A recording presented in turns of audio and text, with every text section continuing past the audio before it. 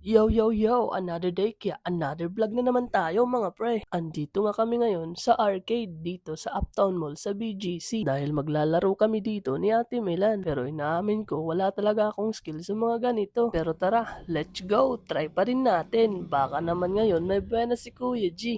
Dito nga ay ako muna yung tumira at ayun, nahawakan. Pero wala. Pero let's go pa rin. Ito na naman si Kuya G. Nagsi-second attempt. Baka daw makuha. Uy, ayun. Nakakapit. Pero wala na naman. Kaya si Ate Milan naman yung pinatira natin. Kasi siya, meron siyang skill. Hindi ko lang alam kung may buenas. Kasi si Kuya G, wala na ngang skill. Wala pang buenas. At ayan na. Sinisipat-sipat na ni Ate Milan kung paano siya gagawa ng teknik para makakuha. Ayan o, may pagyuko-yuko pa yan. Naninigurado talaga. Ayun na nga. Uy, kumapit. Pero wala. Pumalakpak na lang si Ate Milan. At ito na, nag-second attempt din siya. Mas may tiwala pa ako sa diskarte niya kaysa sa diskarte ko. Kasi tignan nyo naman, no, panayuko-yuko pa yan. Naninigurado na nasa tama yung pwesto ng claw machine.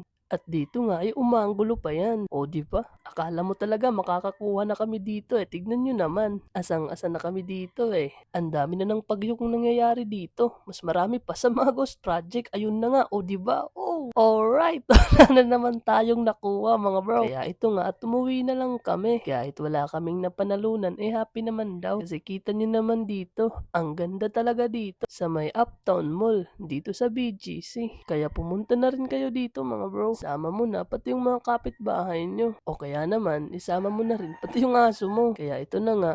Dahil mga talunan yung dalawa ay uuwi na lang daw kami. Kaya let's go! Kuya G Diaries.